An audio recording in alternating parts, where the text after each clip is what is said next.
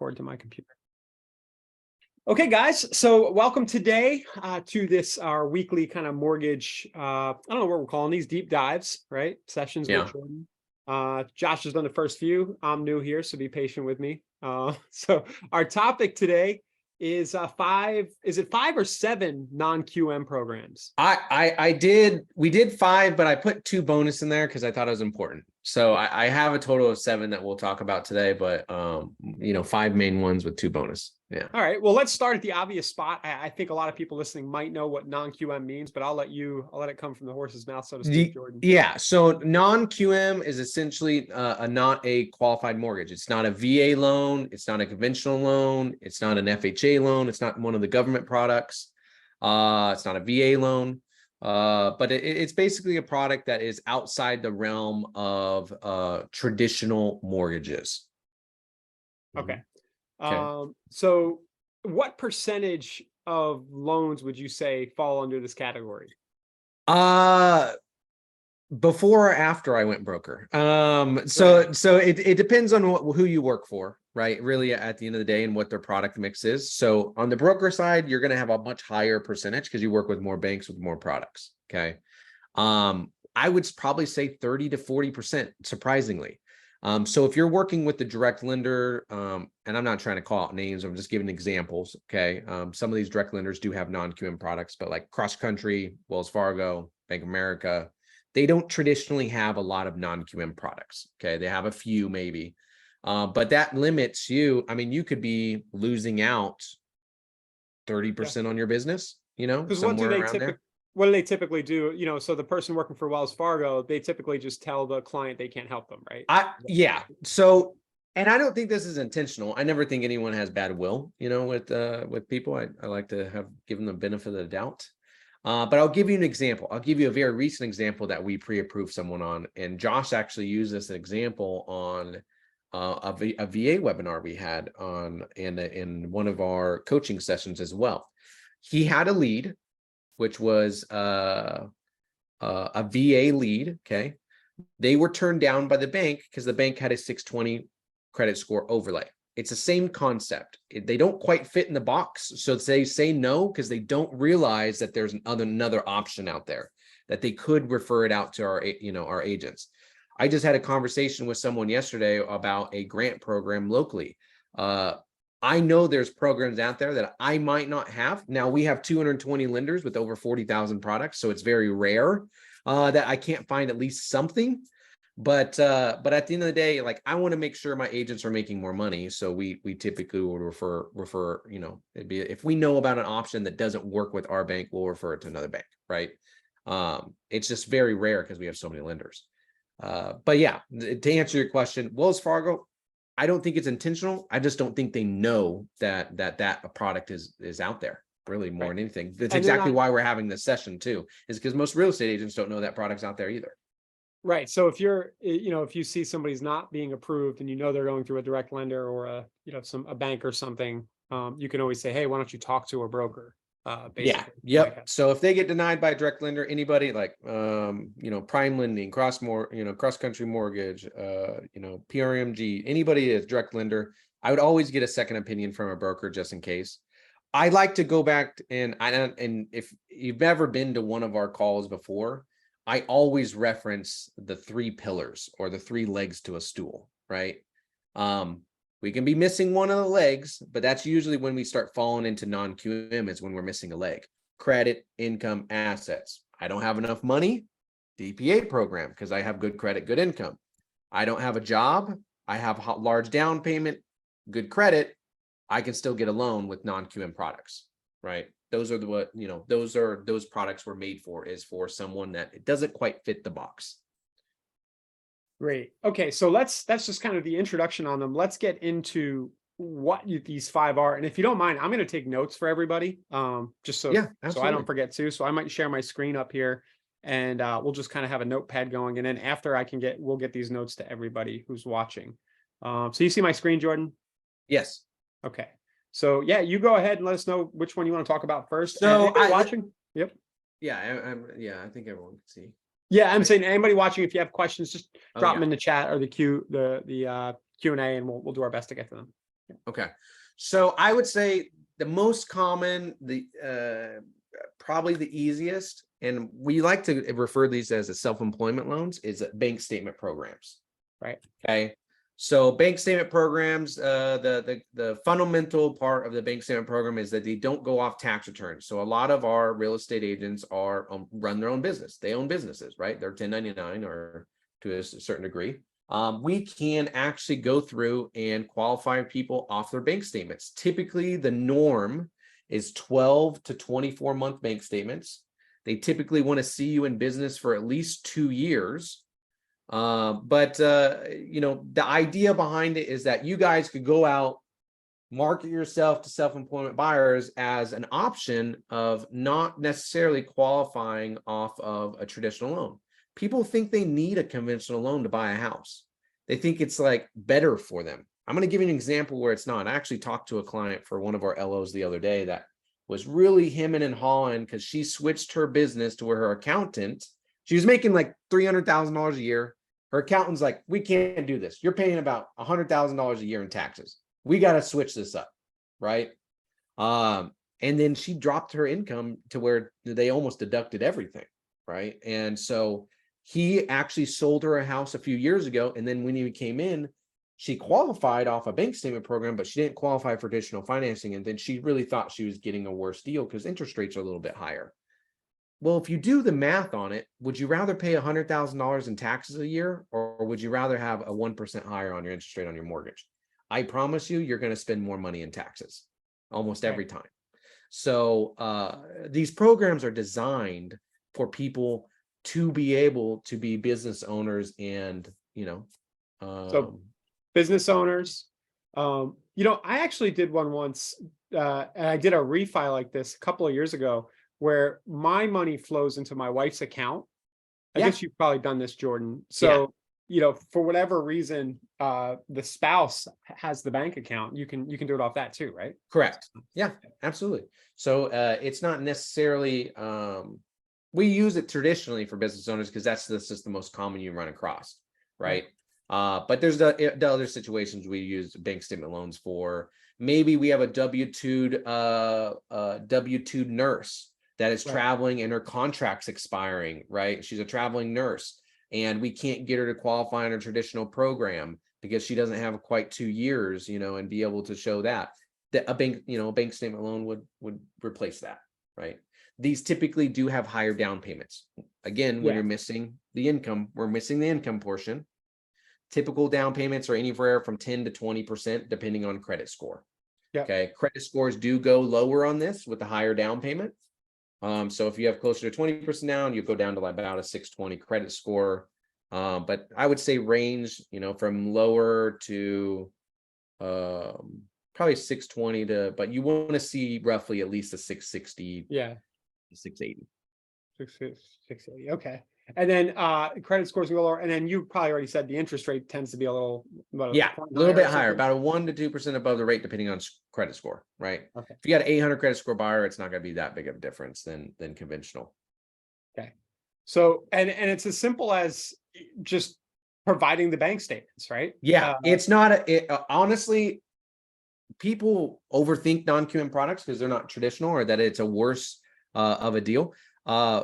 What we do is we just get their last 12 months bank statements. We send it into the lender ahead of time. Most of these lenders have a calculation team for bank statement loans, and we get it back within 24 hours, 24 to 48 hours. We know very quickly on how much income we can use.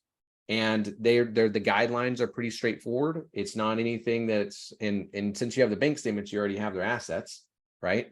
You know how much are in accounts as well.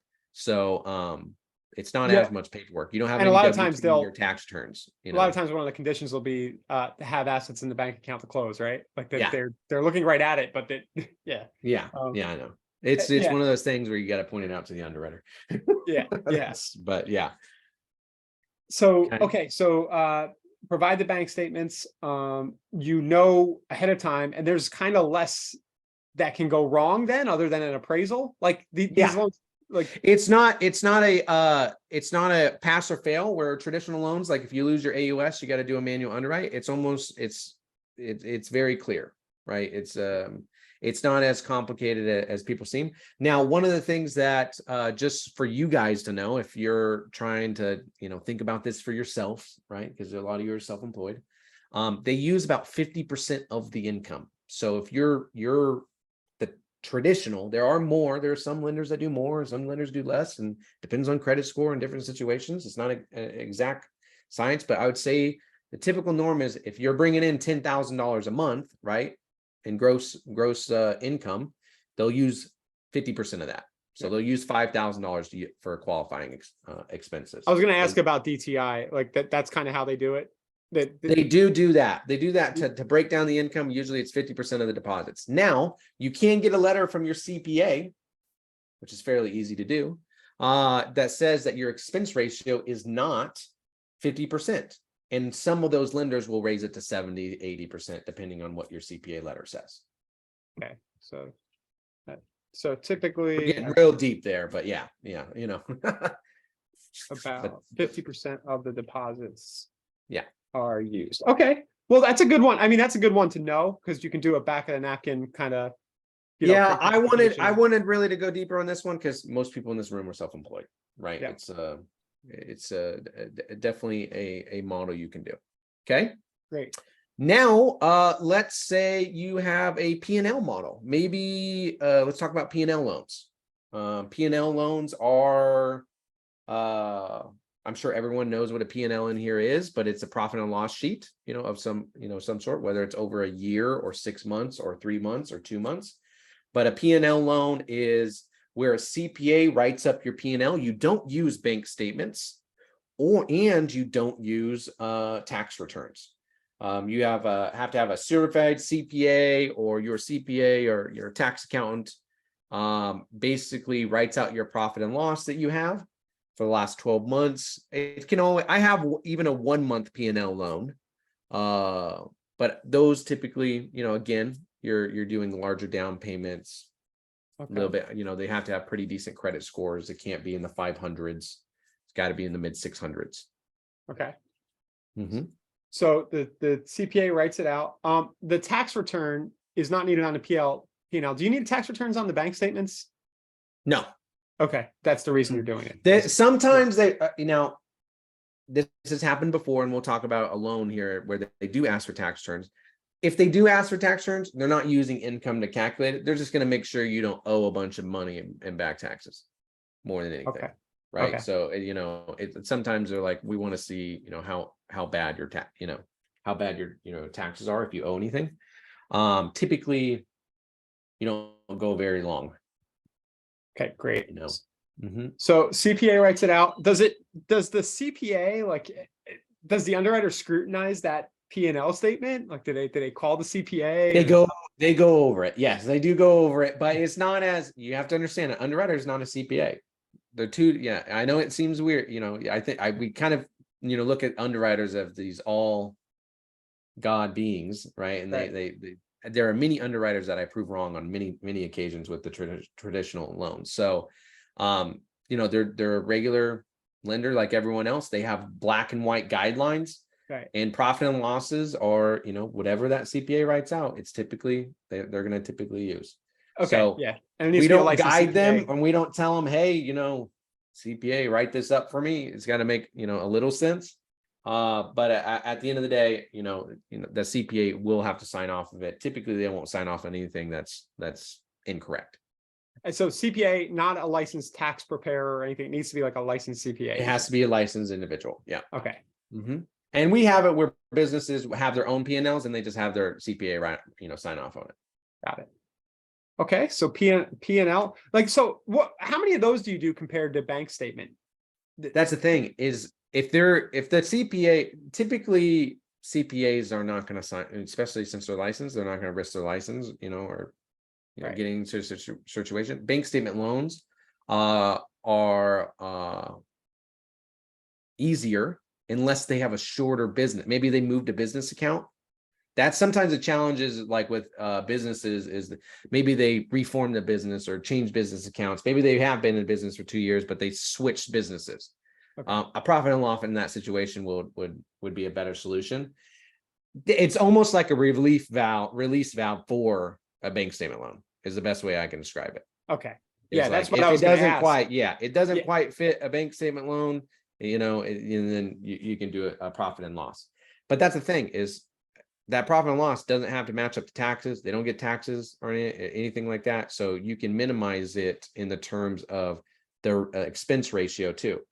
But that's where bank statements, you can just have a letter. That's where that letter comes into place. If you have a CPA write you a letter saying your expense ratio is not 50%, they'll use more. It's same concept as a P&L. That's what the P&L is. Bank statements are easier. Think of the P&L as if the bank statement doesn't work. It's Probably similar terms, credit score, down payments, and all that stuff with the P&L. Yep. Okay. Yeah. So again, business type loan, self-employed loans.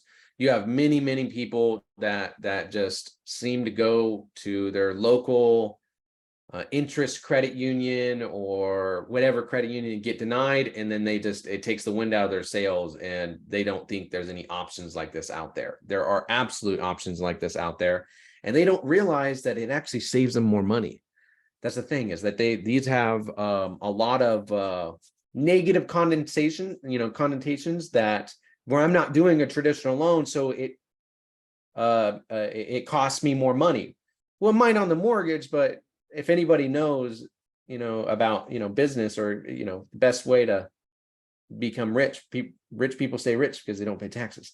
Yeah. So, it's getting them to look at it from that perspective of the overall financial picture and not just the mortgage. And they may qualify for more this way, or probably do. Oh yeah, quite a bit more.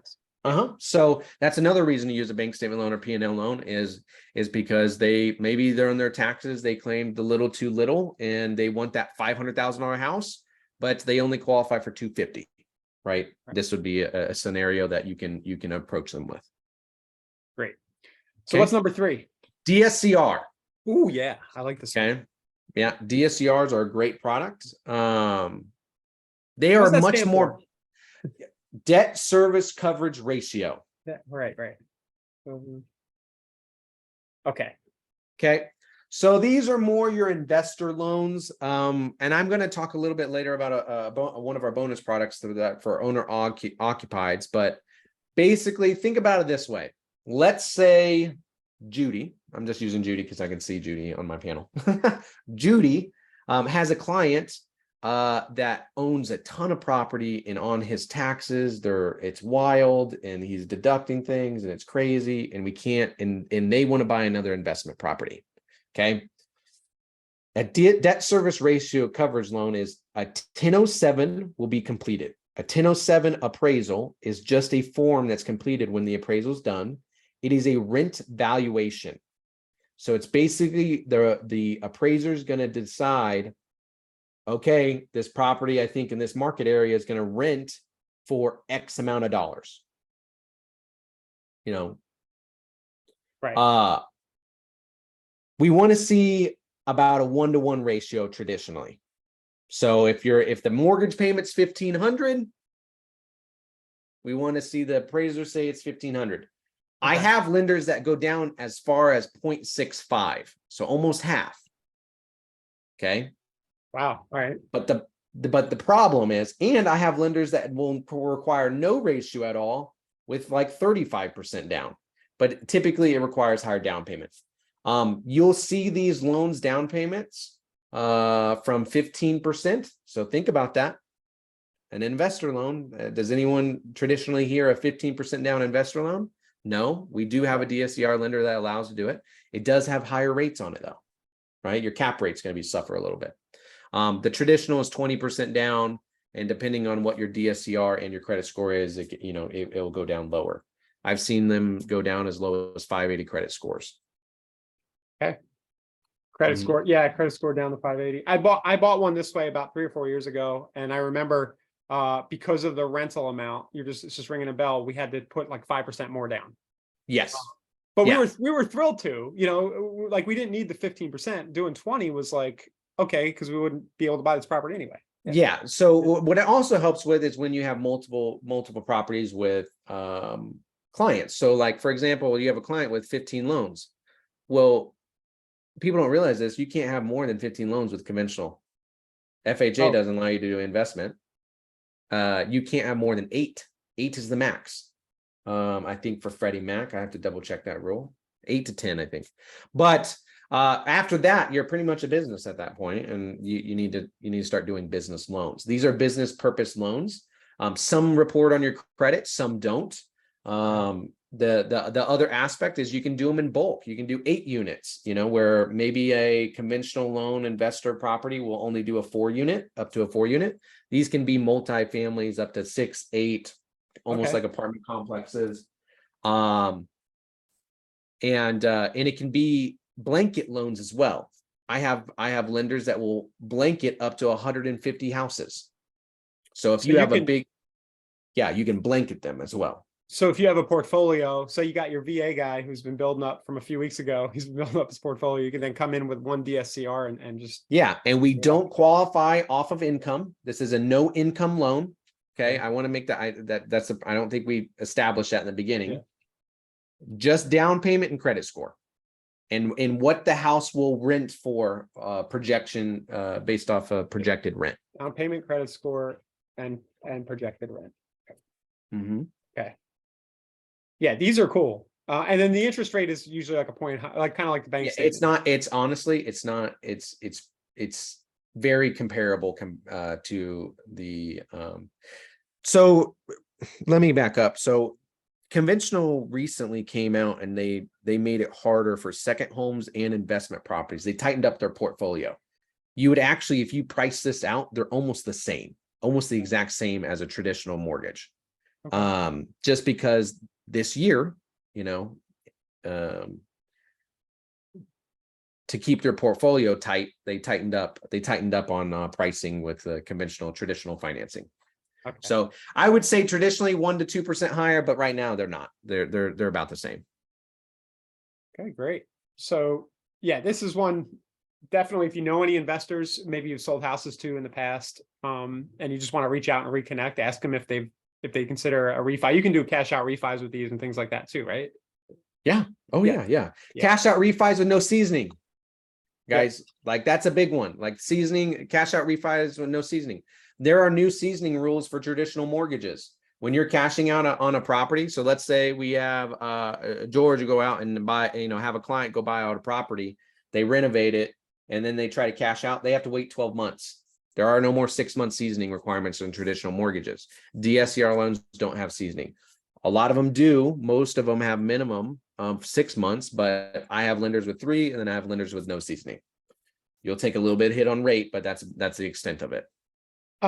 Prepayment penalties. I didn't ask on the first 2. I know some of these can have them. Is that right? I think the one I did. That's why I'm asking. So DSCR loans do specifically usually, but you can buy out of them. So you can price out of them. Okay. So the max is usually 3 years, and it's usually 2%. I think it's 2% or less than the loan amount. But we priced out a loan today that was a 1-year prepayment penalty. They planned on, renting the house out for at least a year, flipping it, doing whatever, I don't know, whatever. They wanted to do a 1-year prepayment, and that's fine. Okay. But otherwise, these are becoming fairly common, right? There's a lot of lenders that do them. Yeah, no, they are the new kid on the block, I would say. Right. It's they are more and more common with banks.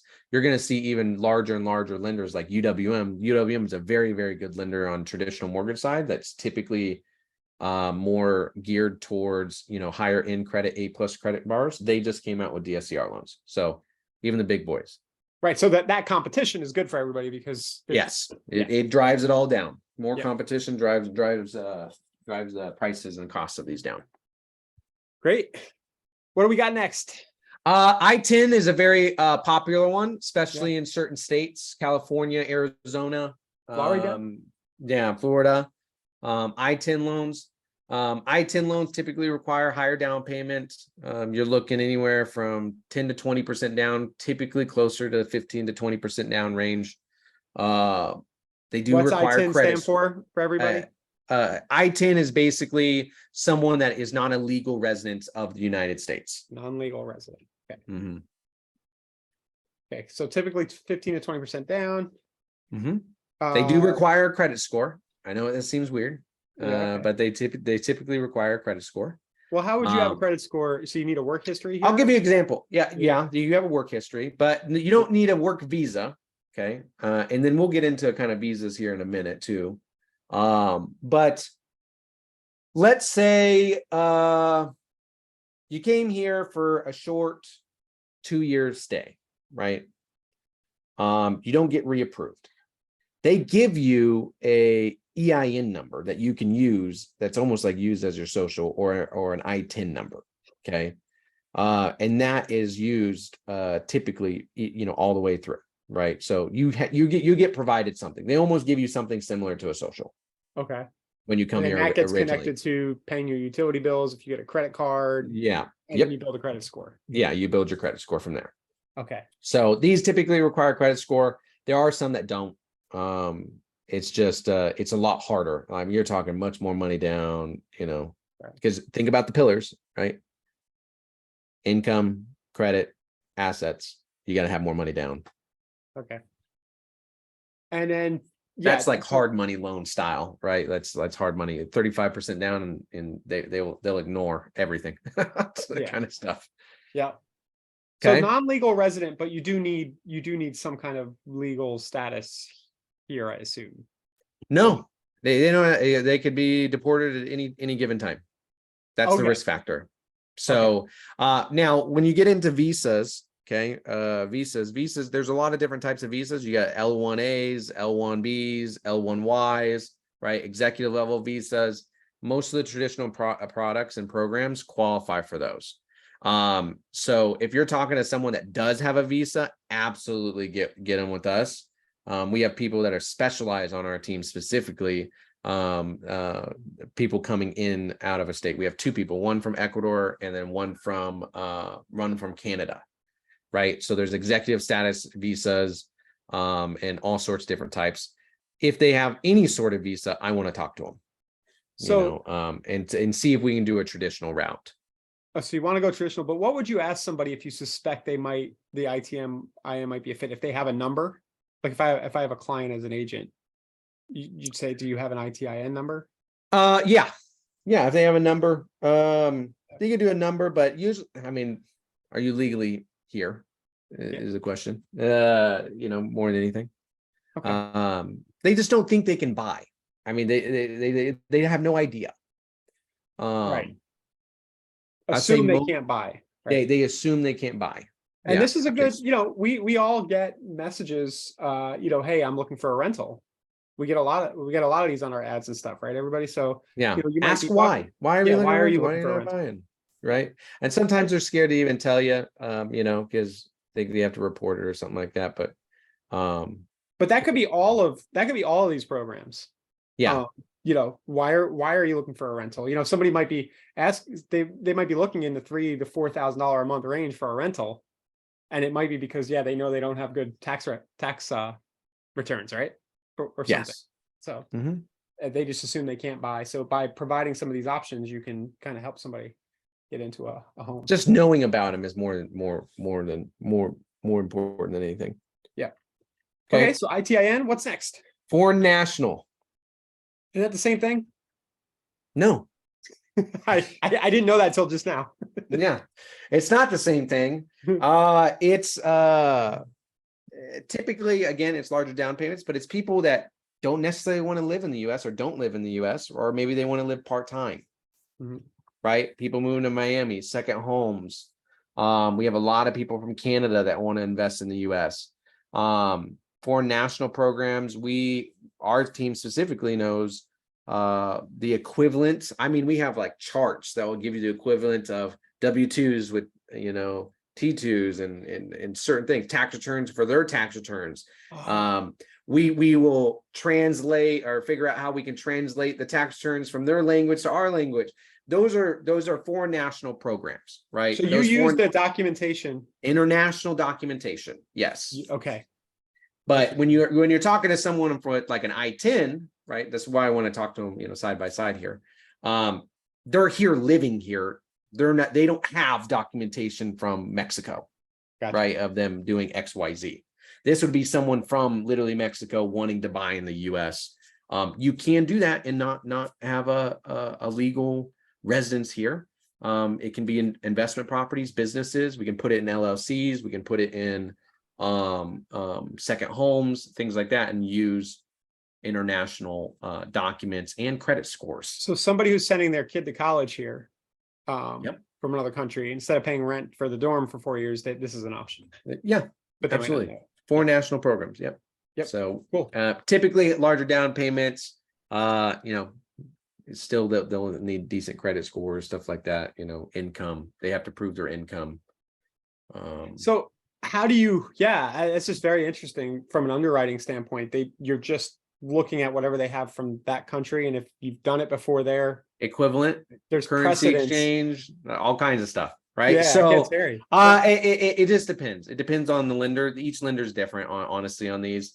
I don't want, if we start getting super deep on this, we'll get real deep on it. And I don't want to go too deep. I just want you to know that they're out there. They're out there, and people can buy in the US with 4 national programs. It fascinates me because a lot of us speak other languages. So if you speak another language, like I was talking to a gentleman from India today, about marketing his business. And I said, well, why don't you run some ads in Hindi or whatever language because you can do this on Facebook, like in that language to those native speakers. So if you happen to speak another language, or you can appeal to these people, and then you can just directly run an ad like, hey, have you thought about? We have a gal on our team. Her name is Cynthia, and she's originally a mortgage broker from Canada.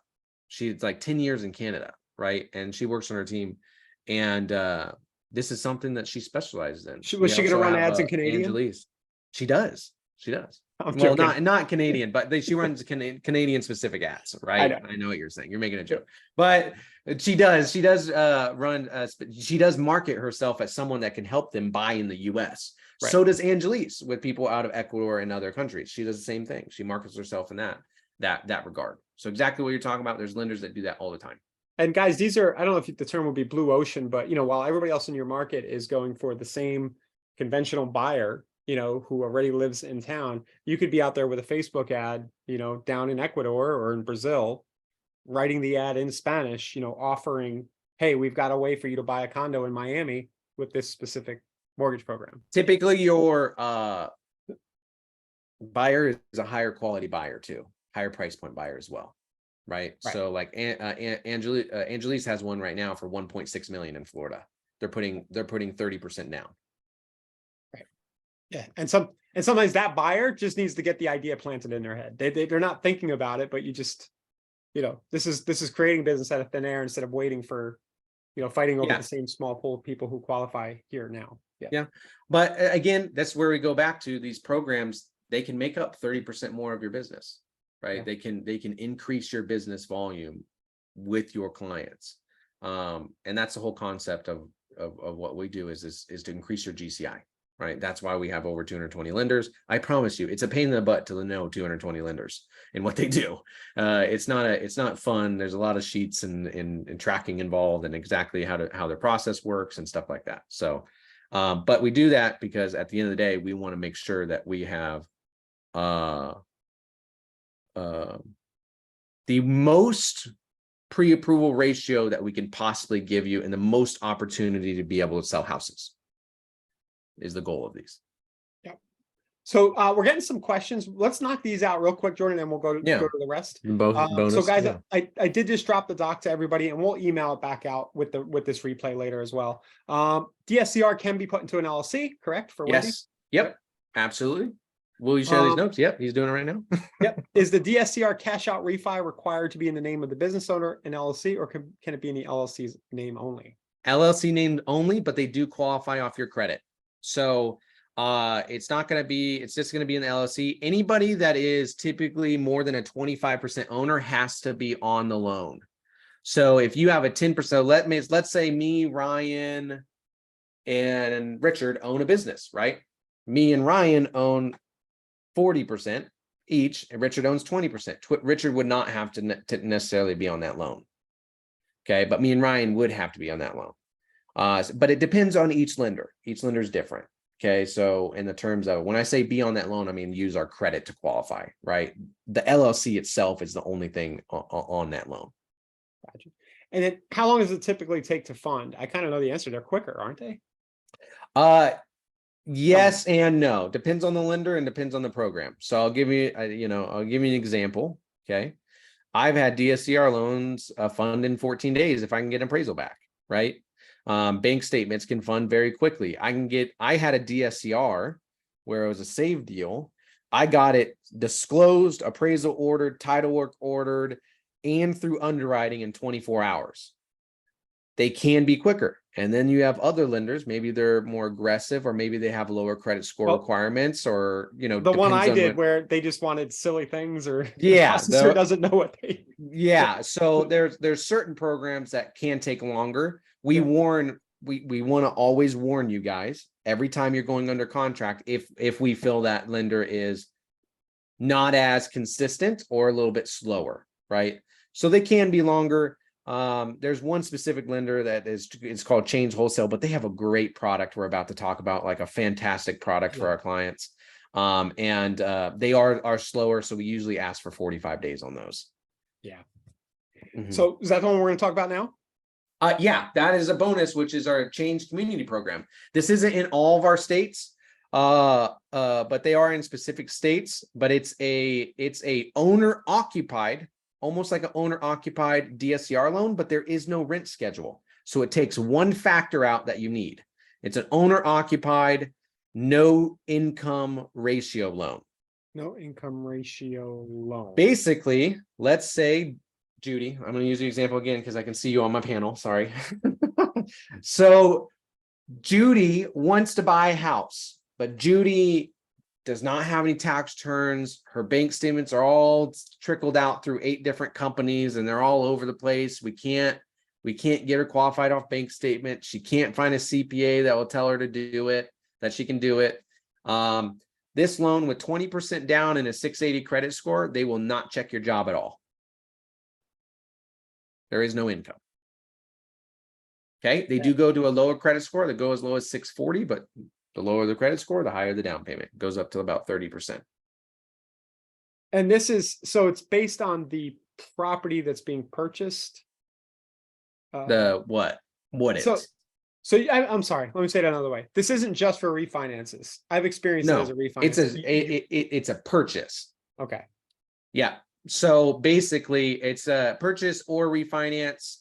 So if Judy had a client says, hey, I can't qualify, but they have 20% down a good credit score, typically I can still fund that loan. I can get that loan done. Interest rate typically 1 to 2% higher than the market. Right. Typically 1 to 2%. So if the market's at 7%, you're looking 8 to 9. So if you've got somebody with cash and a credit score, you should be able to put them in a house. Yeah, almost every time. Cash is king. It always is. Cash and a good credit score will get you. Again, 3 pillars. Missing a job. I've done it with people just don't even have jobs. Like you'll get in sometimes in a realm. I talked to a lady once before where she's just uber rich, right? And it's like, I don't have income to really take out a loan. And maybe we don't have enough for an asset depletion loan, which is basically, hey, you have so much money in the bank that we can just take it off, that, or retirement accounts or something. Is if we withdrew it over 36 months. I've done it where we set up trust and things to work around this, but this is what I would call a backstop option for that lady. There are programs out there. I know we're not talking about traditional mortgages, but there are ways that you can really get creative with traditional financing to get very wealthy people qualified for mortgages by creating a temporary trust, paying out 36 months of payments and using those payments as an example. But this specific loan is, let's say we can't do that and there are no options at all. If they got a 20% down with 680 credit score, we can get it done. I think this one is really interesting right now because so many people have a lot of equity. Oh yeah, have built up a lot of equity over the past few years, and you can use this to refi. And now you're not supposed to use it to, and the cash out would be your 20% down comes out of your equity, right? Yeah. So there's not, it's just your equity position. It goes, it cashes out up to 70%, 75%. So if you have $1 million house and you owe 500, you can pull about 200,000 on it. Right. But then you could turn around and buy more property, whatever you want to do. And you could turn around and buy more property with DSCR loans and not income qualify there too. Right. This is exactly what I did, guys, personally. I'm a big fan of this one because it just fit our situation for whatever reason. My wife's been home with the kids. Businesses, stay-at-home wife, whatever Right. it is, owning multiple businesses, having a great tax accountant. Right. It just depends on what it is. And we can still get it done, Yeah. So, and this is the sort of thing, like, you might be able to help a client. Maybe you don't end up doing a side, you help them with this refi, but they'll remember, or you might enable them to buy an investment property or a second home for a relative or something like that. Right. Yeah. Last bonus program, 1099 average. 1099 What is program. this? So this is for 1099 employees. You'll run across this a lot where you got a 1099 employee. Maybe it's I don't know. What's a good 1099 employee besides a realtor? Contractor, waitresses. Just depends on what it is. Maybe they get paid a lot of cash. Any commission salesperson. Commission salespeople. Mortgage lenders are unique because we're W-2 commission typically, but just because state by state they require certain rules. But the 1099 average or 1099 program is made for 1099 people that get a lot of cash, right? Okay. So let's say Mark is a contractor. He contracts with multiple companies, go out there and he puts up framing, and his construction boss gives him a lot of cash, right? And Mark doesn't put that cash in the bank. What Mark does is he puts part of it in the bank and spends most of it, right? And he doesn't claim it on his taxes. We have an issue, right? At that point. Gotcha. At 1099, he's deducting off his taxes. So we can't use the tax returns to do it. We don't have the cash in the bank account. So this program specifically just averages 2 years. So if you're 1099, if you made 100,000 in 2021, 100,000 in 2022, it's a straight 24-month divide. Huh. It is simple. Can this work for K1s too? Yeah. Well, K1s are going to be more traditional, like taxes, and you take your K1 and add back in. A lot of your K1 you can add back into anyway. So when you're talking about S corps and things like that, it gets into a whole new realm of things. Okay. So averages 2 years of 1099 returns. You're more likely to be able to go traditional on your K1, by the way. Okay. So this is for that person that's like, I'm a waiter. I'm a construction worker. I'm a realtor or whatever. Yeah. Well, realtors are not paid necessarily in cash though. That's the thing. Is like they get a cashier's check. They got to go put it in their bank. Bank statement loan is going to probably be an easier loan for them. Okay. Right. So, or they, we have a way to trace it, right? That cashier's check, that title company, writes out to your check. You're either giving it to your broker and your broker's paying it out to you, or you're cashing it yourself if you're your own broker owner. There's a way to trace that money. Sometimes when you work in certain fields, sometimes there's just not a way to trace it, right? There's no way to go through the bank statements, or because they use cash and they pay cash for a lot of things. So maybe I'm losing something here. The 1099 is the report that the IRS sends. Yeah. Well, it's your employer. The employer sends to it sends the IRS in January. So instead of going off tax returns, instead of going off bank statements, we're just taking that almost like W-2 or 1099 and averaging it. Got it. Bigger down payments on this, closer to 10% to 20%, better credit score, 660-ish. Better credit score. Okay. Yeah. So if you have multiple gigs and you're working for multiple companies, you're a consultant or something, Good. I've done it for musicians. Yeah. They go around the musicians, and the concert venue pays them cash or whatever. People like that. In general. If they're not doing their taxes where they're saying, "Oh, okay, hey, I made this much money," maybe they're not going and doing that, and they're saving money on their taxes. It puts them in the same position as they are self-employed. 1099 people are self-employed, right? They're contractors. Yep. So Richard was asking, does the owner-occupied no income ratio loan require seasoning, or would inherited money still qualify? I think seasoning is 6 months on that one for owner-occupied. 6 months seasoning of the funds, of the down payment funds? of title. So what not the down payment funds. So the when we're talking about seasoning, it depends on whether it's owner occupied or investor occupied. DSCR loans don't require seasoning a lot. That's their like, hey, that's our marketing, tactic, right? With some banks have no seasoning, others don't. But when you're talking about owner occupied, it's a different ball game. People don't like to give no ratio loans to owner occupied. That's why this program is so unique. They don't want to give you a loan that you're going to live in because it doesn't have, there's less likely for that loan to default if you are making money off of it, right?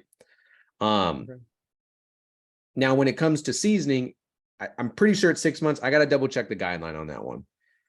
But on a refi itself, on a purchase, there is no seasoning on purchases. You mean you have to own it for 6 months? That's what seasoning is. Yeah, okay. Before you can cash out. So like if I turned around, let's say my name is, Ryan, I go in, I buy a house in Pennsylvania a month ago, change is not going to, and I'm living in it, change is not going to necessarily say, hey, I'll let you pull all that equity out now because you got a good equity position. It has to season. That house has to season.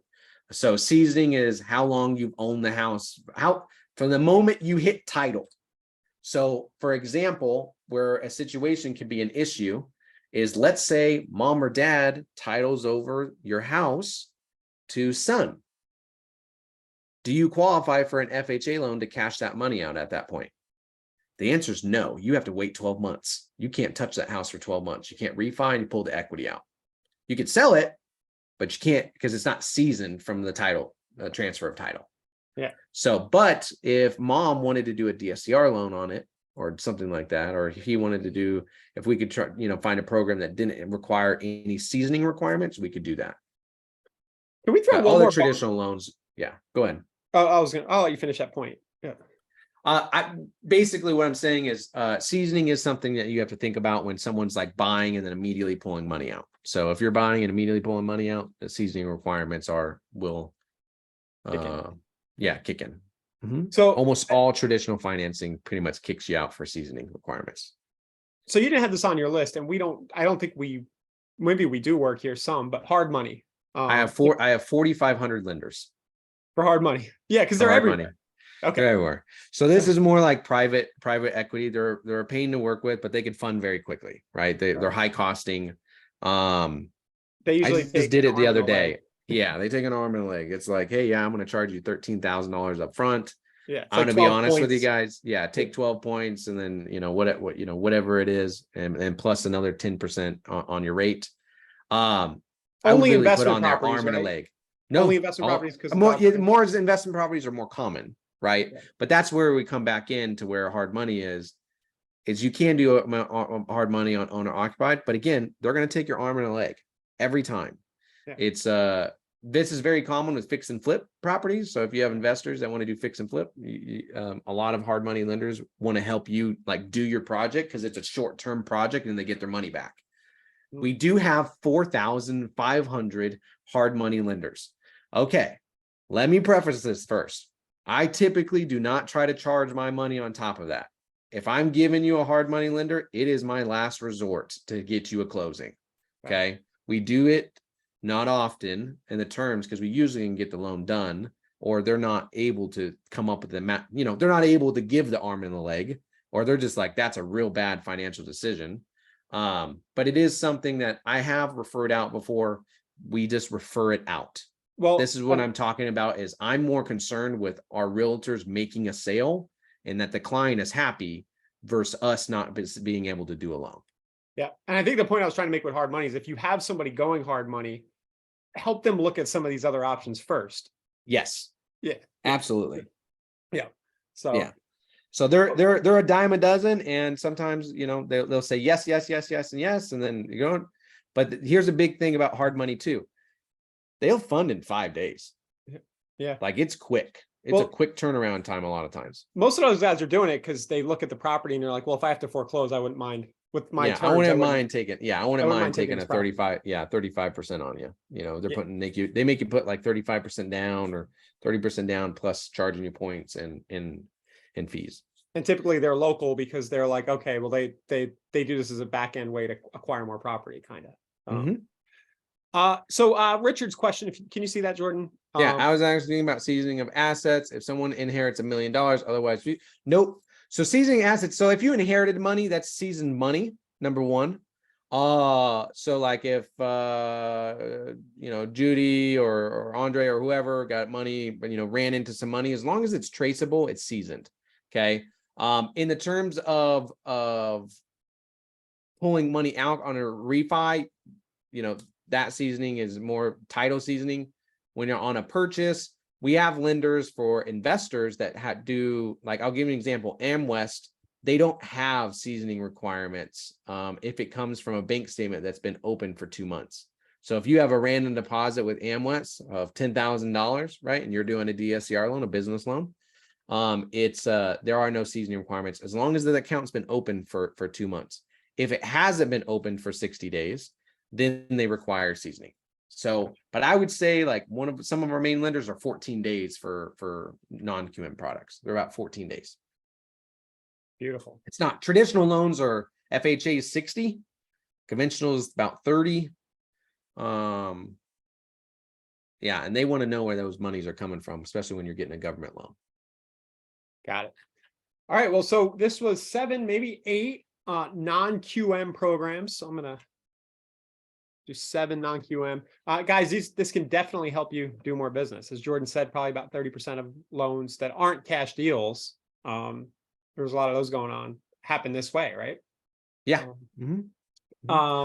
So we'll put together this document and the replay and email it out to you guys, but we have a little more time. If anybody has any more questions, you guys want to chat that in or be unmuted, let us know.